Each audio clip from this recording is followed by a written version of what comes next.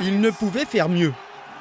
Si l'Héraultais Anthony Jean-Jean a touché la perfection devant des milliers de supporters à Montpellier, cela n'a pas suffi pour remporter cette manche de Coupe du Monde en BMX freestyle.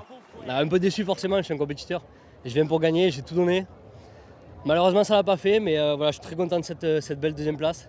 Et devant ce magnifique public, c'était génial. 3 heures plus tôt, à l'écart, le rider de Sérignan était déjà en pleine concentration avec sa coach mentale.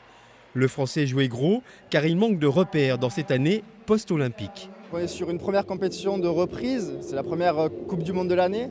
Donc il arrive là en étant quand même assez en forme. Seulement, pour gagner cette année, il fallait être au top de sa forme. Le plateau était incroyable, des champions du monde à l'appel, des champions olympiques, des gars prêts à prendre tous les risques pour gagner le Fils de Montpellier, la compétition de l'année. Il y a eu de nombreuses chutes en finale. L'engagement est total.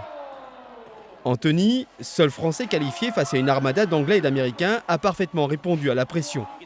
Passé en avant-dernière position, tout le public a cru à sa victoire, comme l'an dernier. C'est passé à rien, à quelques détails en réception. Seulement, l'Américain Marcus Christopher a fait juste un peu mieux pour les juges, même pas un demi-point d'écart en sa faveur. 4e des Jeux en 2024, juste derrière Anthony, Marcus avait une revanche à prendre. Rien à redire. Il a fait un run parfait, moi aussi. On fait des choses qui sont différentes. Les juges l'ont mis devant, voilà, il a mérité aussi. Il a super bien roulé, donc je suis quand même très content pour lui. Et voilà, c'était un bon match, une belle compétition, donc avec un beau temps, un beau public, c'est parfait. Savoir perdre avec le sourire, cela en dit beaucoup sur sa personnalité. Quel beau champion, c'est Anthony Jean-Jean. Et vivement l'an prochain qu'on puisse le revoir au Fils de Montpellier.